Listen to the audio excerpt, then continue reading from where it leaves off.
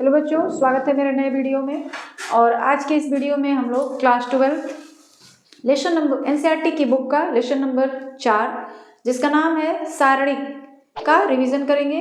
बहुत ही कम समय में आज हम लोग इस चैप्टर के जितने भी इम्पॉर्टेंट डेफिनेशंस हैं और एक दो एग्जाम्पल भी करेंगे। तो चलिए स्टार्ट करते हैं। सारणिक, कल के वीडियो में हमने पढ़ा था आव्यूह के बारे में। आव्यूह ही सारणिक होता है, ठीक है। लेकिन आव्यूह में क्या था कि आव्यूह आयताकार भी हो सकता है, वर्गाकार भी हो सकता है। सारणिक में जो आव्यूह होता है वह वर्गाकार होता है, चाहे वो दो कोटि का हो या 3 कोटि का हो। उसमें जितने पंक्ति की संख्या होती है उतनी ही स्तंभ की संख्या होती है। इसमें ये नहीं है कि पंक्ति की संख्या कुछ और होगी, स्तंभों की संख्या कुछ और होगी, ठीक है। जैसे जो सारणिक होता है उसको हम लोग इस तरह दिखाते हैं अवयवों को A11, A12, A13, A21, A22, A23, A31, A32 और A33। इसके अवयवों को हम लोग इस तरह से दिखाते हैं, ठीक है। और यह जो है एक सारणिक है। इसमें थोड़ा सा अंतर हो जाता है क्या कि जो आव्यूह होता है ना उसमें ये लाइन थोड़ी सी ऐसे हो जाती है, लेकिन जो सारणिक होता है उसमें हम लोग ऐसे लिखते हैं। किसी भी आव्यूह को पहले सारणिक बनाना पड़ता है, तो जैसे हम लोग ऐसे लिख देते हैं। यही सारी चीजें लाइन सीधी हो जाती है। A11, A12, A13, A21, A22, A23, A31, 32, A33, इस तरह ये सारणिक है, ये आव्यूह है। तो देखिए दोनों में क्या अंतर है? कुछ भी नहीं, बस ये लाइन की प्रॉब्लम है। तो आव्यूह ही सारणिक हो जाता है, या कहा जाए वर्गाकार आव्यूह को सारणिक कहते हैं, ठीक है। अब यहाँ पे आप कोई भी नंबर रख लीजिए, जैसे हमने एक रखा एग्जांपल में 1 2 3 1 4 5 6 2 5 4 3, ये एक लाइन सीधी कर दें, ये एक सारणिक है, ठीक है। अब इस सारणिक का हल कैसे होता है? सारणी की जो कोटि होगी क्या होगी? इसमें कितने पंक्ति हैं? 3 पंक्ति हैं और 3 ही स्तंभ है, तो इसकी कोटि क्या हो जाएगी? 3 इंटू 3। 2 कोटि 2 स्तंभ रहता है तो 2 पंक्ति 2 स्तंभ रहता है तो उसकी कोटि हो जाती है 2 इंटू 2, ठीक है। तो ये जो सारणिक है इसकी कोटि है 3 इंटू 3। अब इसका हम लोग हल कैसे करेंगे, प्रसार कैसे करेंगे? तो प्रसार करने के लिए किसी भी पंक्ति या किसी भी स्तंभ का उपयोग आप लोग कर सकते हैं।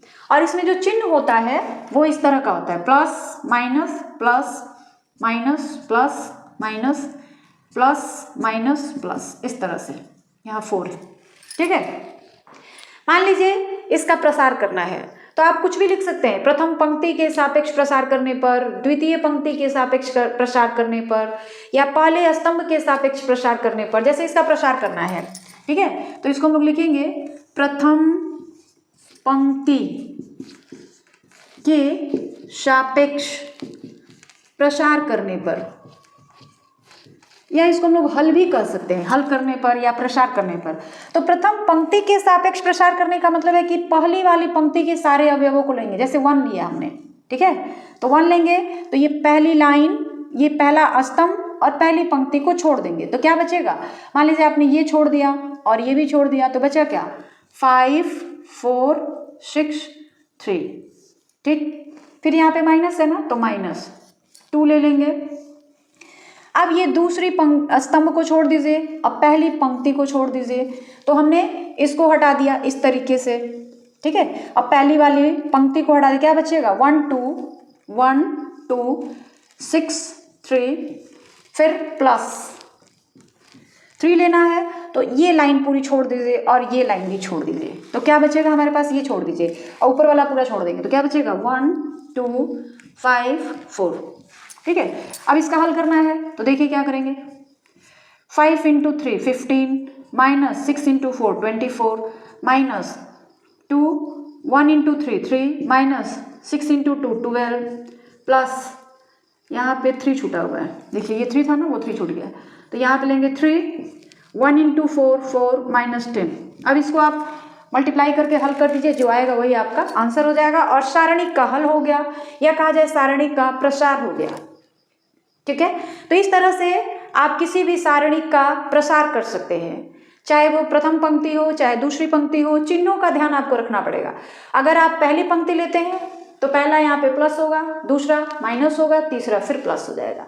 दूसरी पंक्ति लेंगे तो पहले ही माइनस, यहाँ पे मतलब 1 लेंगे तो पहले माइनस, फिर दूसरे वाले में प्लस, फिर तीसरे वाले में माइनस, ठीक है। तीसरी लेंगे तो पहले प्लस फिर माइनस फिर प्लस, ये चीज आपको ध्यान रखना पड़ेगा। आप चाहे तो किसी स्तंभ के सापेक्ष अपने सारणी का प्रसार कर सकते हैं। अगर मान लीजिए आपने पहले स्तंभ के सापेक्ष प्रसार किया तो 1 1 2, तो पहले प्लस फिर माइनस फिर प्लस, इस चिन्ह का आपको ध्यान रखना पड़ेगा जैसे हमने किया अभी, ठीक है ना। तो आप किसी भी पंक्ति और किसी भी स्तंभ के सापेक्ष जो सारणिक है उसका प्रसार कर सकते हैं, उसका हल निकाल सकते हैं, ठीक है। चलिए आगे है उपसारणिक। उपसारणिक जो होता है, इस सारणिक में जितने भी अवयव दिए गए हैं, अवयव का मतलब इसमें कौन कौन से नंबर हैं, जैसे 1 2 3 ये सारी चीजें।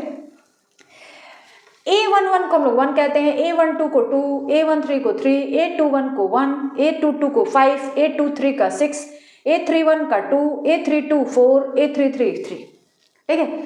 अब जो है आप उपसारणिक, तो जो उपसारणिक होता है हर अवयव का आप उपसारणिक निकाल सकते हैं। और कैसे निकालेंगे, जैसे मान लीजिए कि आपको इस 1 का उपसारणिक निकालना है, या अगर इस लैंग्वेज में कहे तो A11 का उपसारणिक निकालना है, तो 1 कहिए या A11 कहिए, इसका आपको उपसारणिक निकालना है। मतलब पहली पंक्ति और पहला स्तंभ आप छोड़ दीजिए, पहली पंक्ति ये हो गई, पहला स्तंभ ये हो गया, इसको आप छोड़ दीजिए, जो बचेगा वही जो होगा आपका उपसारणिक होगा, ठीक है। उपसारणिक को हम लोग MIJ द्वारा प्रदर्शित करते हैं। जैसे मान लीजिए AIJ का उपसारणिक, AIJ का उपसारणिक क्या हो जाएगा, MIJ। अब MIJ का मतलब है यहाँ पे क्या नंबर आप रखते हैं। मान लीजिए हमने रखा 2 2 या 2 3 रख लीजिए, ठीक है।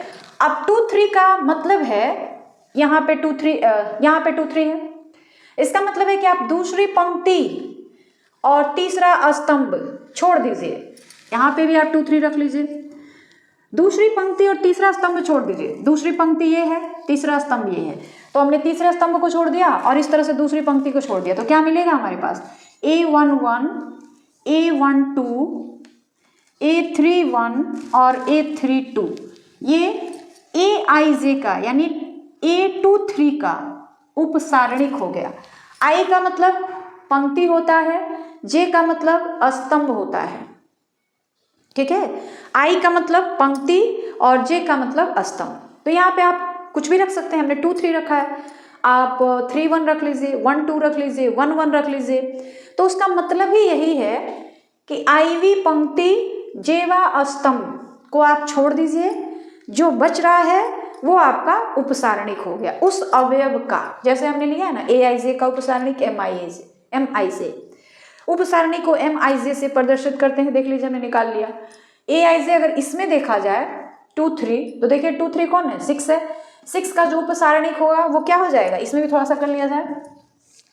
A11 यानी 1, A12 यानी ये 2, 3 1 यानी ये 2 और 3 2 यानी ये 4। इसको आप हल कर सकते हैं, 4 - 4 यानी 0। आई बात समझ में। तो इस तरह से आप किसी भी अवयव का उपसारणिक निकाल सकते हैं। उसके बाद है सहखंड। सहखंड जो होता है, किसी भी अवयव का सहखंड आप निकाल सकते हैं। उसके लिए भी आपको पहले उपसारणिक निकालना पड़ेगा, ठीक है। किसी भी अवयव का आप सहखंड निकाल सकते हैं, लेकिन उसके लिए भी आपको उपसारणिक निकालना पड़ेगा। जैसे इसी में हम लोग देखते हैं A23 का आपको सहखंड निकालना है, तो सहखंड को हम लोग जैसे इसका सहखंड निकालना है ना, AIJ का या A23 का सहखंड निकालना है, तो उसको हम लोग ऐसे प्रदर्शित करते हैं कैपिटल AIJ से, और इसका मान किसके बराबर हो जाता है, -1 का पावर I + J × MIJ, ऐसे, ठीक है। मान लीजिए हम 2 3 का निकाल रहे हैं, तो A23 ऐसे लिखेंगे, -1 के पावर 2 + 3 MIJ का मान हमने निकाला हुआ है 0, यानी इसकी भी वैल्यू कितनी आ जाएगी 0। आई बात समझ में? तो इस तरीके से आप किसी भी अवयव का सहखंड निकाल सकते हैं। ठीक है, जैसे यहाँ पे हमने निकाला है ना IJ, AIJ का जो उपसारणिक है MIJ, उपसारणिक को MIJ से दिखाते हैं। हमने 2 3 लिया है, 2 3 का मतलब 6 का उपसारणिक निकाला गया है, तो 2 4 1 2, ये दूसरी लाइन छूट जाएगी, ये तीसरा स्तंभ छूट जाएगा, उसका हमने निकाल लिया 0 आ गया। देख लीजिए 1 × 4 4 और -2 × 2 4, तो 0 हो गया। अब सहखंड निकालेंगे अगर, तो MIJ का मान 0 है, तो ये टोटल ही 0 आ जाएगा। मतलब हर अवयव का आप सहखंड निकाल सकते हैं। उसके बाद आव्यूह का सहखंडज, आव्यूह में जितने भी अवयव हैं सबका सहखंडज निकाल दीजिए, सबका।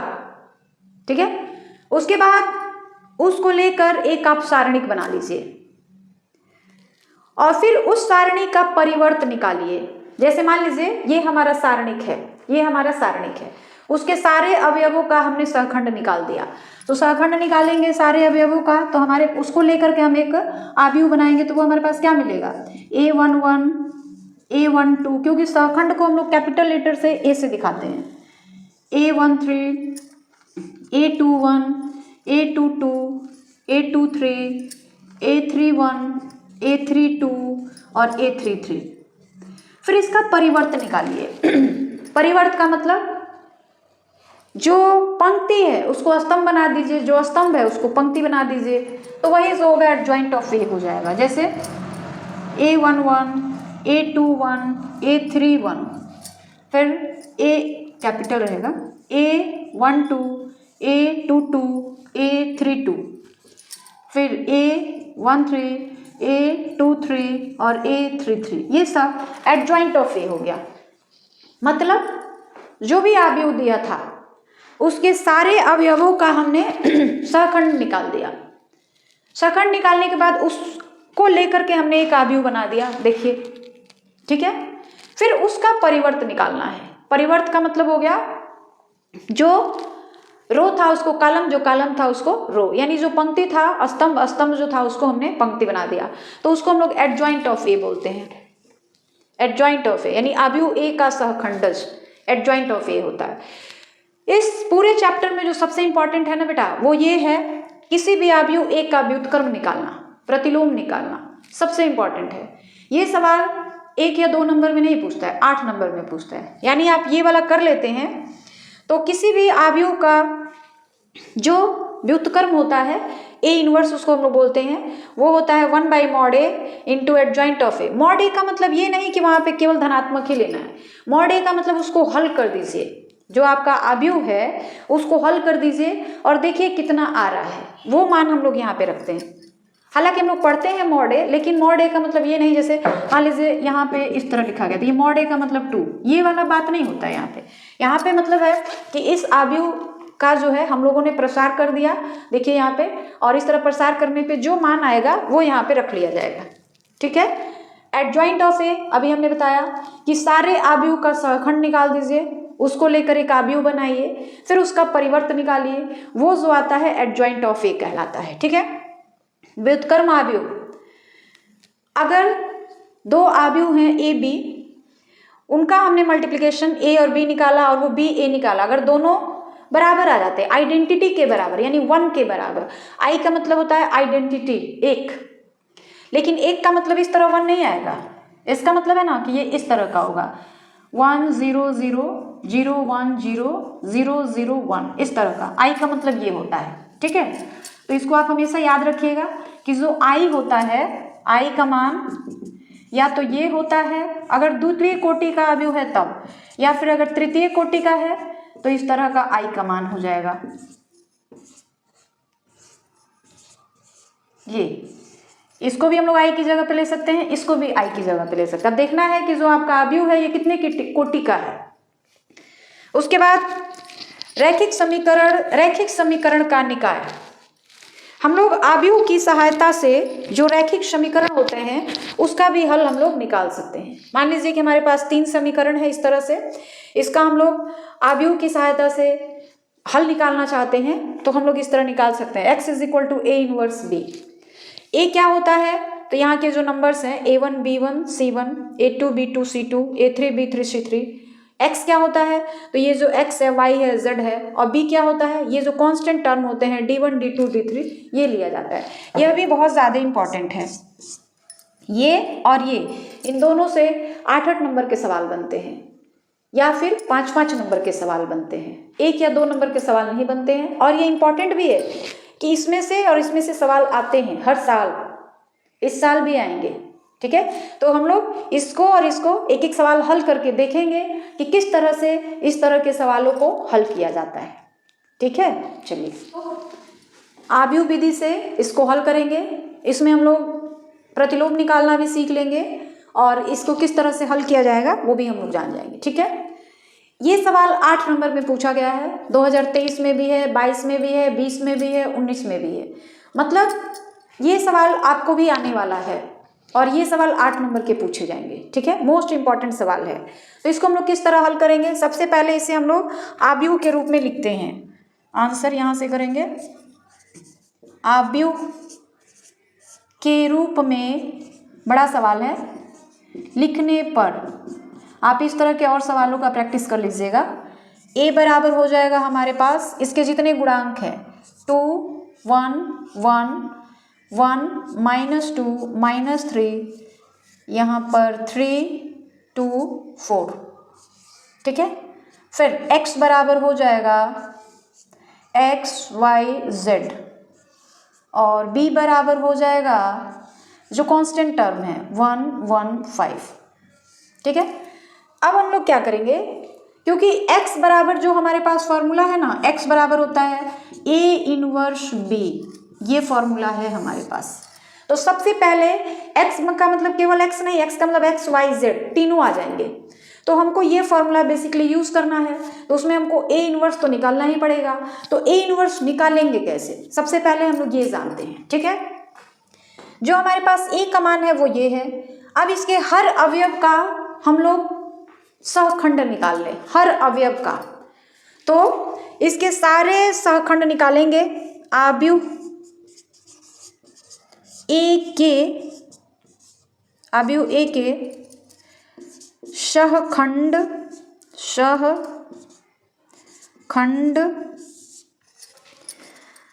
आव्यूह A के सहखंड लिख सकते हैं, सहखंड आव्यूह,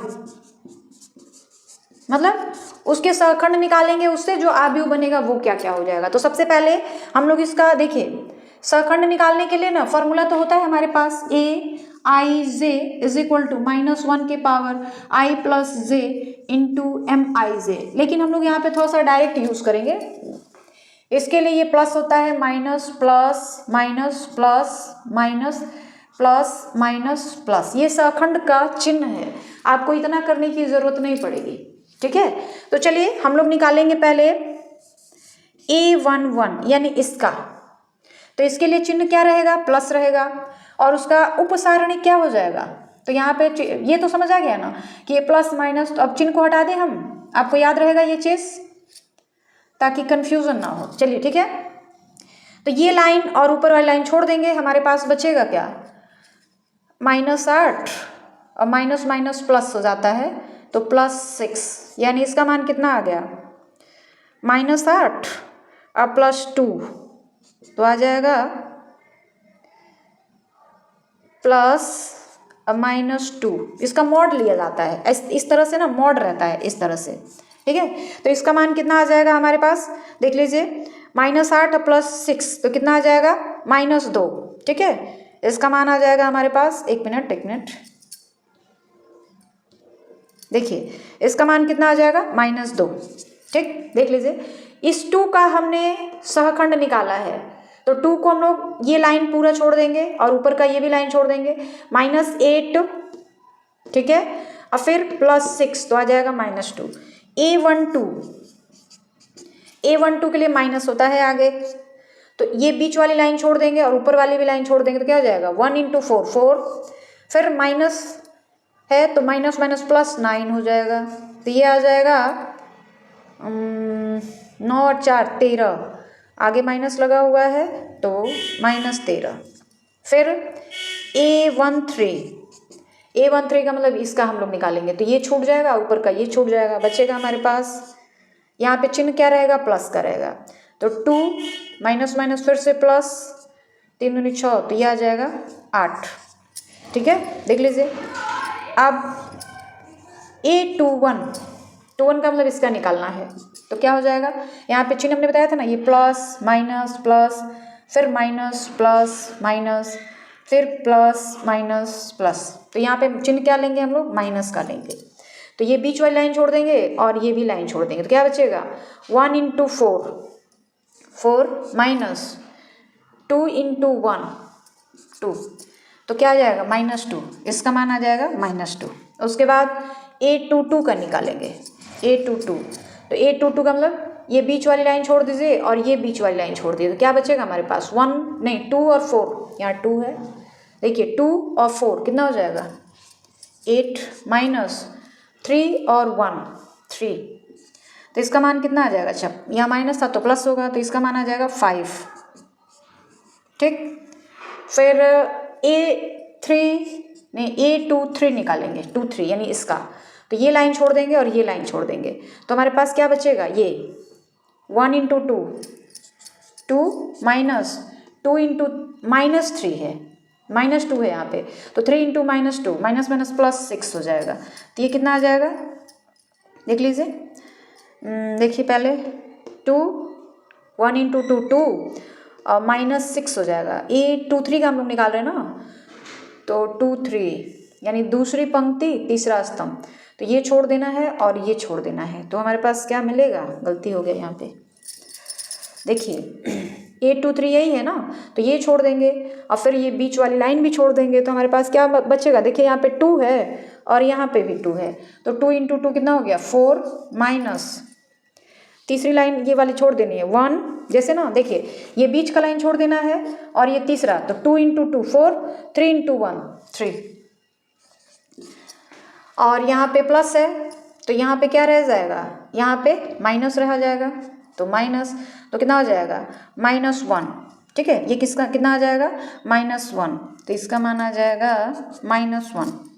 अब A31 का मान निकालेंगे, A31, तो A31, तो ये तीसरी लाइन छोड़ दीजिए और ये भी छोड़ दीजिए, तो इस तरह ये छोड़िए और इस तरह ये, तो क्या हो जाएगा, 2 × अच्छा यहाँ पे है क्या, प्लस, तो प्लस ही रहेगा आगे, तो ये छोड़ दीजिए फिर ये भी छोड़ दीजिए, तो 1 × -3 कितना हो जाएगा, -3, फिर -2 और 1 इंटू करेंगे तो -2, तो इसकी वैल्यू आ जाएगी 5।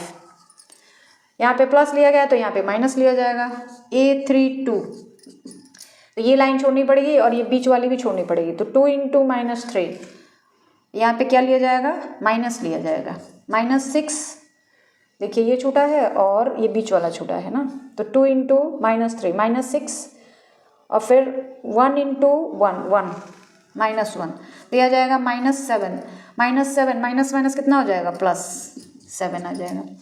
A33, तो A33 यानी इसका मान निकालना है तो प्लस लेंगे आगे। ठीक, अब प्लस लेंगे तो ये छोड़ दीजिए और नीचे का जैसे ये छोड़िए और ये छोड़िए, तो क्या बचेगा, 2 × -2 कितना आ जाएगा, -4 माइनस 1 × 1 1, तो कितना हो जाएगा, ये -5 और प्लस, तो ये -5 आ जाएगा। ये बात समझ आ गई। हमने आव्यूह ए जो था उसके जितने अवयव थे उसको लेके हमने एक मतलब सारे अवयव का सहखंड बना लिया। अब इसको लेके एक आव्यूह बनाएंगे, तो इसको हम लोग ऊपर से लिखते हैं,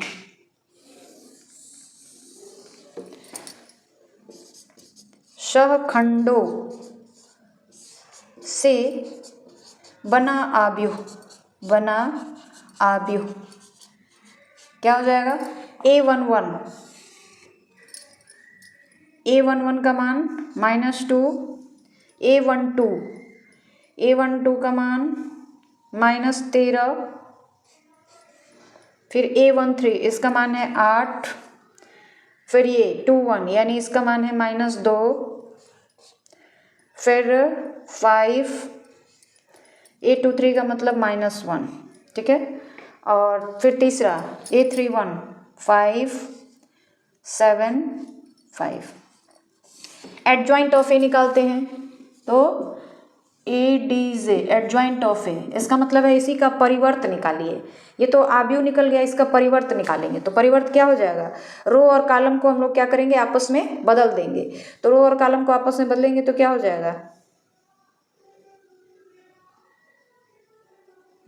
चलिए तो क्या हो जाएगा, ये पहला रो है ना, ये पहला रो है, पंक्ति है, तो उसको कॉलम बना देंगे। -2 -13 और 8। फिर दूसरा पंक्ति ये है तो इसको हम लोग दूसरा कॉलम बना देंगे। तो 2 -2 5 -1। तीसरी पंक्ति है 5 7 5, तो इसको हम लोग A33 का मान देखिएगा, सही है ना, A33 यही ना, A33 मतलब ये छोड़ दीजिए और ये भी छोड़ दीजिए, तो 2 दूनी 4 -4 और -1, तो -5 होगा, यहाँ पे -5 होगा, देख लीजिए। -4 -1 -5 -5, तो अब ये क्या हो जाएगा, A33 का मतलब यहाँ पे -5 है। एक चीज़ यहाँ पे भी गलती है, -3 और +2 यानी -1 होगा, सॉरी -1 होगा, ठीक है। अब इसको हम लोग रखेंगे तो यहाँ पे A11 की जगह माइनस हो जाएगा, -1। अब इस तीसरी पंक्ति को हम लोग तीसरा स्तंभ बना देंगे, तो -1 7 और 5, ये हो गया। एडजॉइंट ऑफ ए निकल गया, देख लीजिए, 1 7 और 5, वो भी -5, ठीक है। एडजॉइंट ऑफ ए निकल गया। अब हम लोग क्या करेंगे, ए इनवर्स निकालेंगे, तो ए इनवर्स क्या हो जाएगा, 1/mod A into adjoint of A, adjoint of A, ठीक है। तो 1/mod A, mod A का मतलब इसको हल करिए, हल करके निकालिए कि कितना आएगा। चाहे आप प्रथम पंक्ति के सापेक्ष हल करिए और चाहे आप प्रथम स्तंभ के सापेक्ष हल करिए। तो इसका हमने हल निकाल रखा है, यह जो आएगा -9 के बराबर आएगा। इसका जो आएगा मान कितने के बराबर आ जाएगा, -9 के बराबर आ जाएगा। तो हम लोग इसका मान रख लेंगे -1/9। एडजॉइंट ऑफ ए क्या मिला है, ये लिख लीजिए, -2 -2 -1 -13 5 7 8 -1 -5। तो ये तो इनवर्स निकल गया, व्युत्क्रम निकल गया, ठीक है। मतलब जो आव्यूह था उसका हमने प्रतिलोम निकाल लिया, कितना आ गया है, -1/9, और ये जो हमने निकाला था वो, अब हमको क्या निकालना है, x का मान। तो x बराबर होता है A इनवर्स B। तो A इनवर्स का मान तो हमारे पास ये है, तो ये हम लोग रख लेंगे, कितना है, -1/9, x की जगह पे रख लेंगे x y z, ठीक है। और A इनवर्स का मान ये -1/9 -2 -2 -1, फिर -13 5 7, फिर 8 -1 -5 इंटू बी का मान कितना है हमारे पास, 115। तो इसको भी रख लेते हैं 115। अब इन दोनों को हमको क्या करना है, मल्टीप्लाई करना है। तो मल्टीप्लाई कैसे होगा, 1/9 को तो अभी बाहर रखिए, बस दोनों को मल्टीप्लाई कर लेते हैं, -1/9, ठीक है। और इन दोनों को हम लोग क्या करेंगे, मल्टीप्लाई करेंगे।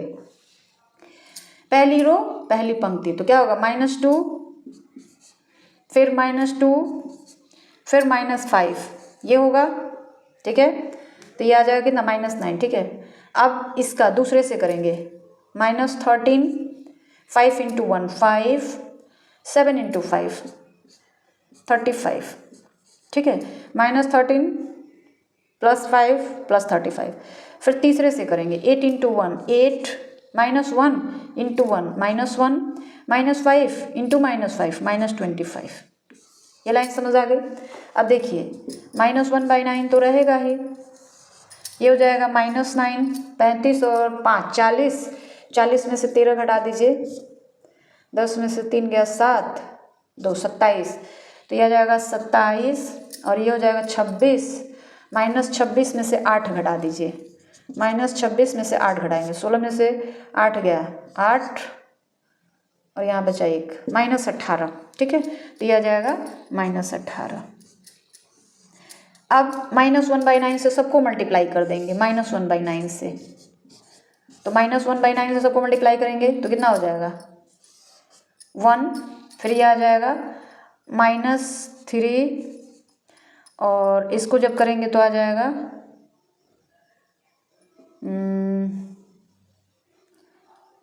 माइनस माइनस प्लस, 9 दूनी 18, 2। ठीक है, यानी x का मान कितना आ गया 1, y का मान आ गया -3 और z का मान आ गया 2। तो इस तरह से हमारा ये कंप्लीट हो गया। और यह सवाल देख लीजिए, उसमें हमने a का व्युत्क्रम भी निकाल दिया और जो x y z का मान निकालना था वो भी निकाल दिया। तो इस चैप्टर से 8 नंबर का सवाल यहाँ से बनता है और ये बहुत ही इंपॉर्टेंट है, हर साल पूछा गया है, इस साल भी पूछा जाएगा। ठीक है, आज के वीडियो में बस इतना ही। वीडियो के लास्ट में यही कहना चाहूँगी कि जितना ज़्यादा हो सके इस तरह के सवालों का प्रैक्टिस करिए ताकि आपके एग्ज़ाम में कोई दिक्कत ना हो। ये सवाल जो है काफ़ी बड़ा है, फॉर्मूला तो सबको याद है कि ये a है b है x बराबर इतना होगा, लेकिन जब आप प्रैक्टिस नहीं करोगे ना बेटा, बीच में जाके भूल जाओगे, समझ नहीं आएगा क्या करें। इसलिए प्रैक्टिस करना बहुत ही ज़्यादा ज़रूरी है। इस तरह के आपके बुक में कई सवाल दिए हैं, आप उनका प्रैक्टिस कर लीजिए और जहाँ आपकी कमी होगी वो आप पकड़ लीजिए कि हमारी कमी यहाँ पर है, फिर उसको बार बार उसको गोला बना के बार बार देखा करिए कि भाई ये हमारी कमी है, ये भूलना नहीं चाहिए। तो ठीक है, आज के वीडियो में बस इतना ही। और वीडियो के लास्ट में यही कहना चाहती हूँ कि जितना ज़्यादा हो सके मेरे वीडियो को शेयर करें, चैनल को सब्सक्राइब कर लें ताकि जो भी नोटिफिकेशन हो वो समय से आपको मिल जाया करें।